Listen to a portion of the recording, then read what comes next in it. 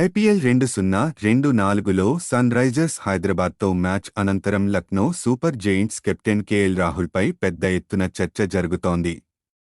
ఈ మ్యాచ్లో చిత్తుగా ఓడిన అనంతరం Lucknow Super Giants owner Sanjiv Goenka రాహుల్తో ప్రవర్తించిన తీరుపై నెట్టింట విమర్శలు వస్తున్నాయి.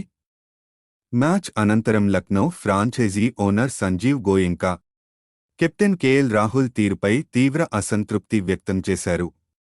రాహుల్ చెప్పేది వినకుండా ఆగ్రహం వ్యక్తం చేశారు.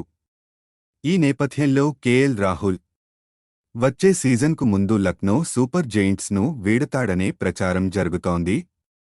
ఇదే సమయంలో రాయల్ ఛాలెంజర్స్ బెంగళూరు ఫ్యాన్స్ ఓ కొత్త డిమాండ్ను తెరమీదకు తెచ్చారు. కర్ణాటక రాష్ట్రానికి చెందిన కేఎల్ రాహుల్ తిరిగి ఆర్సీబీలో చేరాలని డిమాండ్ చేస్తున్నారు. ఈ సీజన్ తర్వాత లక్నోను వీడి రాయల్ ఛాలెంజర్స్ బెంగళూరు జట్టుకు మారాలని కోరుతున్నారు. బెంగళూరులోని చిన్నస్వామి స్టేడియంలో ఆర్సీబీ ఢిల్లీ క్యాపిటల్స్ మధ్య జరిగిన మ్యాచ్లో కొందరు ఫ్యాన్స్ ఇవే నినాదాలు చేశారు.